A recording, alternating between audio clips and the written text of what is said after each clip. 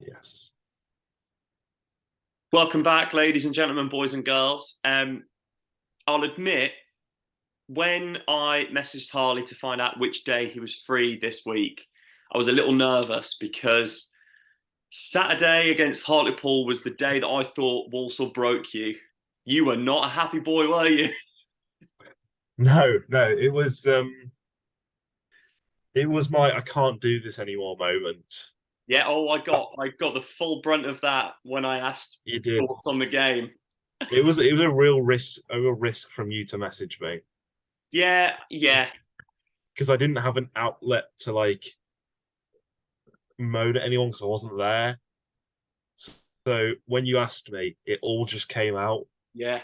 Yeah, it's not happy, but If I'm yeah. ever in a desperate situation and I'm desperate for money, I will hold those messages against you. As a, I think, well, it we can look at it two ways.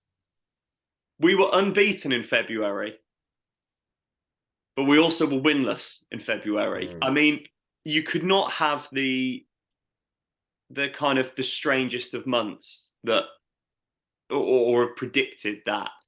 It was a very, very strange run of games that Walsall have been on Mm. and are on.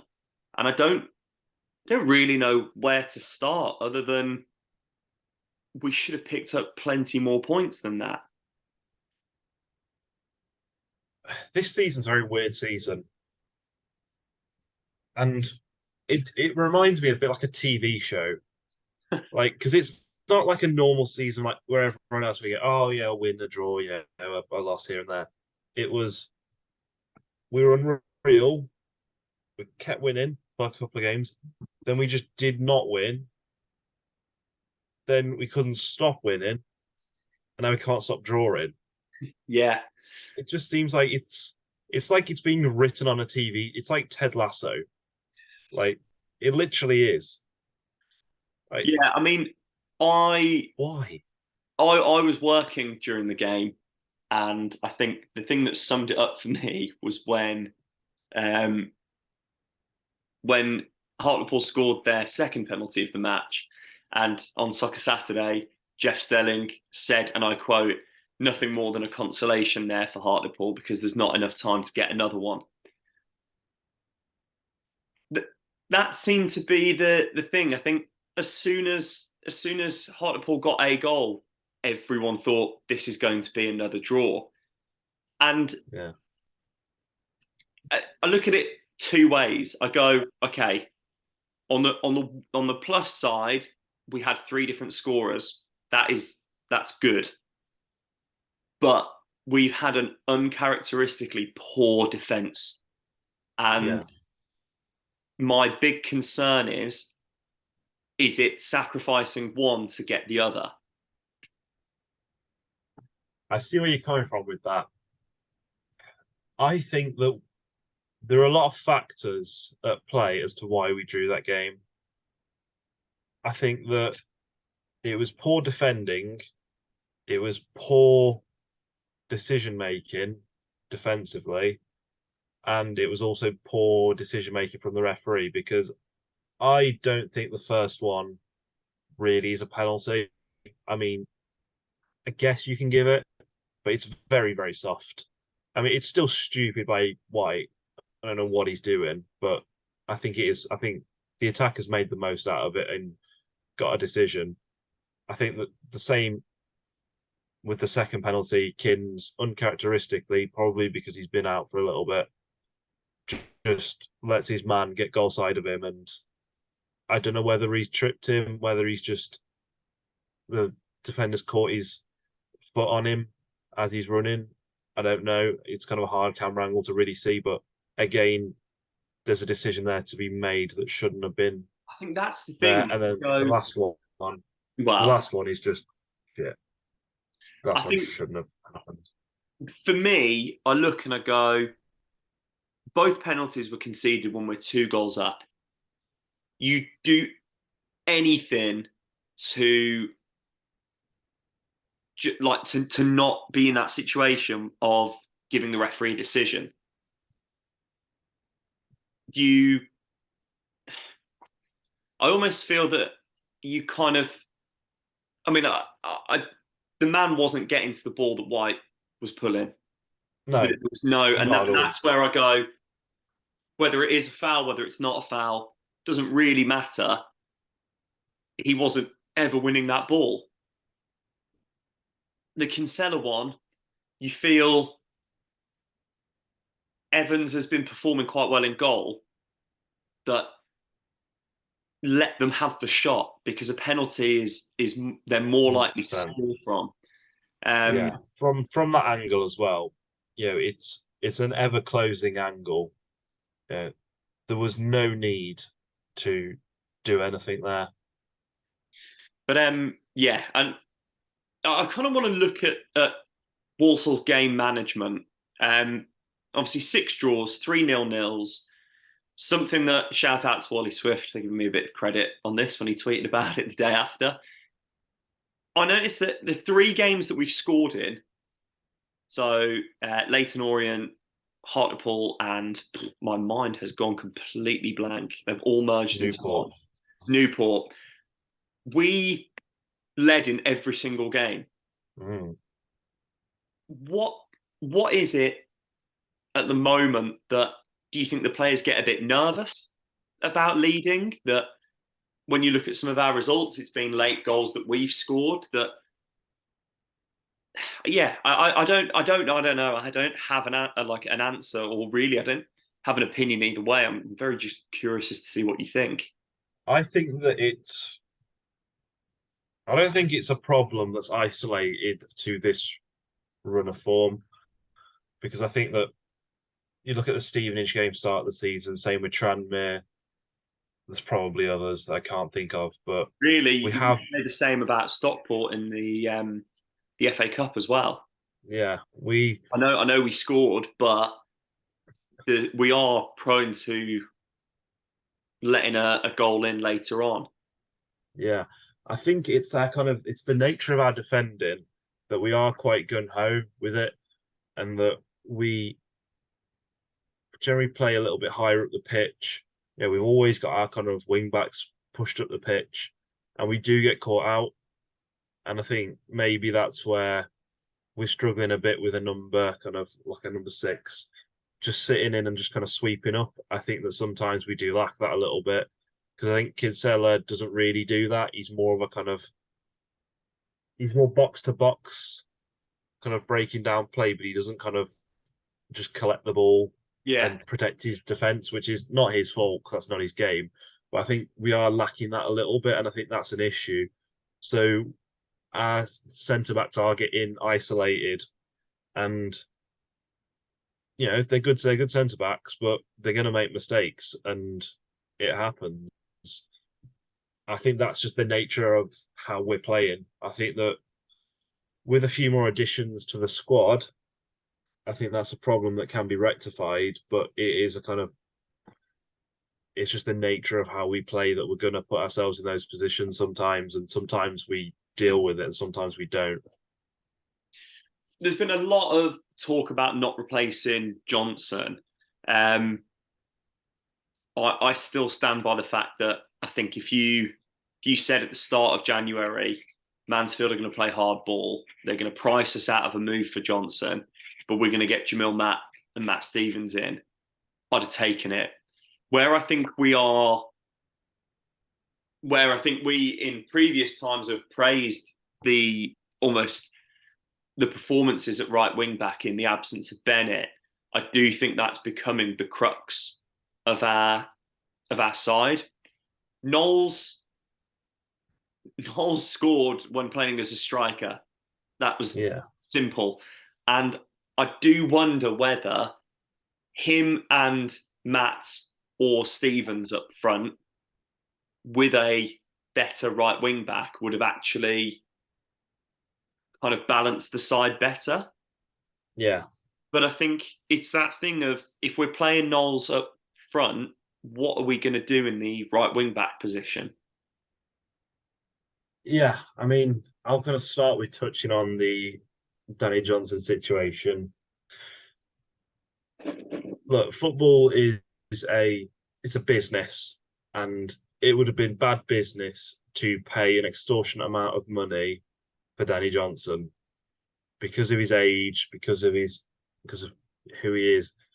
You know, I don't know how long he actually wanted, but the rumors are saying he only wanted a 6 month contract, which would have been a terrible idea to stump up a load of money for him. Mansfield realistically were never going to sell him unless they got a really, really big fee. So I absolutely stand by the club and their decision not to buy him because it was bad business. And we got in the second and third highest scorers of last season. Objectively speaking, that is a brilliant replacement. We couldn't have known that there would be teething issues with it, and they only one of them has scored one goal and the other one hasn't. We couldn't have known that there was going to be issues, objectively speaking. So I think that's excellent business, personally. And then we're moving on to Tom Knowles. He gets a lot of criticism. People say that he doesn't score, he doesn't assist, but when his favourite position and his best position is striker, and he never plays striker. He played striker the other day, and he scored. So there is that to it. You don't get many goals from right wing back. He's not really a playmaker, and he gets put at right wing back. Gets put at 10. He's not the type of guy who's going to get bag a lot of assists. I don't know, really. I don't know, because I still think that he is the best right wing back we've got, and I don't think he's a bad right wing back at all. I just think that sometimes it's not his game to go out there and create for others. It's his game to kind of progress the ball up the pitch and kind of get on the end of things. It's more kind of like your Liam Gordons, your Hutchinsons, your Maddoxes, who are there to create, and they've been lacking in that department. I think I feel like it does fall a lot on Tom Knowles' shoulders that we're not doing very well, and it's absolutely not his fault. He's just doing exactly what he's being asked to. I think as well, like you said, Knowles is more of the threat going forward. But with Matt and Stevens, we haven't been creating as much for them. And then when you have Knowles at right wing back, who's not really a right wing back, it's stifling that play and that sort of service to them, which I think hasn't helped them bed in as quickly. No. But looking at the side, there's been a lot of debate about Hutchinson over the last few games and what he brings to the team. Well, you know that I backed him from the start. He, in a side that have barely scored, and he's been one of the only players to score, I don't think really we can criticise him at the moment. What do you think about the Hutchinson situation? I think that, look, it's League Two. You're going to get players who are a bit patchy in form. That's kind of the nature of the game. But he does have the ability to create goals and score goals. And to his credit, he's been creating and scoring. Maybe not as many as we'd like, but at the same time, it's not his fault. I feel like if we had a bit more confidence in us, he'd be getting more goals and more assists. But you can say that about anyone. I think there's a lot of in other seasons, I'd kind of jump on the bandwagon and I would go out and I would blame the players. But I really don't think I can this season, because I don't think anyone, with maybe the exception of one or two, is genuinely like a bad player or doing something wrong. I think that it's just not quite clicking, because they are decent performances and people get blindsided by the fact that it's a bad result. But a decent performance is still a decent performance. Ignoring the result, you've got to look at the performance and say, well, that wasn't bad. That was pretty good. you've just got to wait until things kind of come to you a little bit. The results start to happen because we have changed the squad quite massively in January. It might not seem like it, but we have, and we've got to find a new way of working, and we're slowly getting there.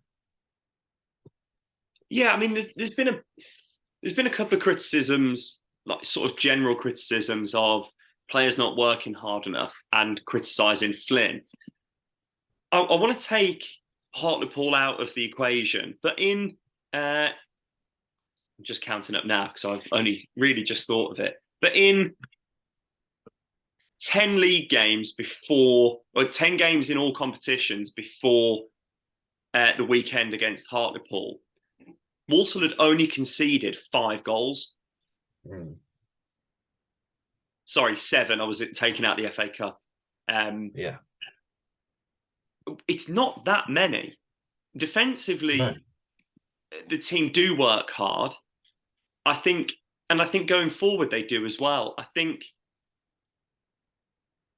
just think there's something that's not clicking. And again, I don't want to go back to the whole injury situation, but it has been our crux of the season. Wilkinson had just come back to sort of fitness and was starting to look a bit better and a bit fitter. Picks up another injury. You've then got the fact that Matt and Stevens have come in and weren't fully fit. I know that you sign players like that, but it seems that Matt's picked up a knock since as well. And you go, it's these sorts of things that aren't helping the squad gel going forward. Whereas defensively, we've stayed actually very consistent. I think taking the right wing back aside, the back three have stayed fairly consistent. Lowe coming in, Mackenzie a couple of times is the only real change. And Gordon's played a lot at left wing back. But again, Allen has come in and done as well. I think defensively, that consistency is there. It's just where we've been hampered has been availability in players going forward, which really has been shown by our lack of goals. Mm. I before the Hartlepool game, when was the last time we conceded more than 2? Because this season I can't think of another game where we've conceded more than 2 goals. I can't even think of a game where we've conceded more than 1. We don't concede a lot. It's been a while. Stockport in between Christmas and New Year. Yeah. And then before that, it was Mansfield away in October. Yeah, so we don't concede a lot. I mean, we are right up there with kind of the playoff contenders for amount of goals conceded. And you look at our goal difference, the draws have kind of kept it the same, but it is still 7, which is pretty decent. That's on par with people in the playoffs. I think we're the only. We are joint second in terms of goals, joint second best in terms of goals conceded. Mm. We've conceded 28. Stevenage have conceded 28, and Orient have conceded 21. But apart from that, yeah, like you said, we've got a +7 goal difference, which is crazy when you consider that we're 14th. Exactly.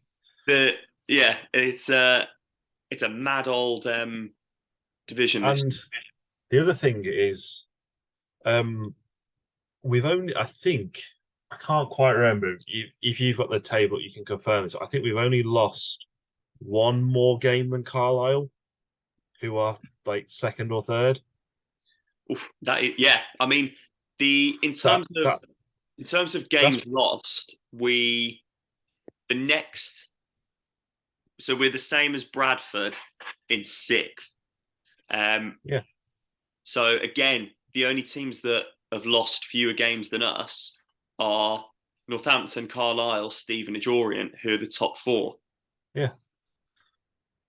That's what we do have games in hand on them though, so that might well change. But exactly. But when you look at things like that, it does show that objectively we're keeping pace, and if we could turn those draws into wins, we'd be there or thereabouts. Add in a couple of games in hand, so we were level on games played. We'd be there or thereabouts. Definitely, I think. I think one of the biggest frustrations for me in the last sort of 6 games is that we should have picked up wins in 2 of them Yeah, at the very least. I look and I go, well, obviously the weekend we should have. That's absolutely criminal. But then, really, that run of Crewe, Newport, Colchester, we should have picked up another like a win along the way there. yeah. Which 4 points, okay, league position. It doesn't particularly do much for us, but it does keep us in big tabs on the teams that are in the playoffs. And I think we've just completely blown it this month in terms of keeping pace and keeping up with those teams. I think kind of coming out of January, there was that excitement and optimism, but yeah, it's all gone. But what do you think Flynn does to change it? I think he just keeps doing what he's doing. I think that firstly, I want to say that anybody who thinks that Flynn is not the right man to take us forward is an idiot. Let's just clear that up. You are, Yeah, because he absolutely is, and I think that he just keeps plugging away. From where we've been losing 1-0 with 10 men to Scunthorpe, and then him coming in, and where we are now, table wise, it might not be a huge amount better, but you look at the players we have, you look at the performances, it's so much better. And it's not his fault that they're not scoring. The one thing a manager can't control, well, there's 2 things a manager can't control: a player just being an idiot and doing something stupid like we did at Hartlepool, because he's drilled into them to not do that. And it's worked every single game this season, pretty much, bar this one game. So I don't blame him for that. And he can't control the strikers finishing. He can control everything around it, how we play, how we get the balls into them. But if they're just not scoring, you can't do a lot about it other than just help them as much as you can, try and build some confidence with them, and wait for them to get a goal, and you'll be away. I don't think we're a million miles off it. I think that we're a good result away from getting back to where we should be. I think. Would you following if and I know it's a big if Walsall had won at the weekend? Would you have said that February had been fairly successful, or I'd have said that it would have been a satisfactory month. I said it would have been not a good month, but to not lose is good. So I said it is satisfactory.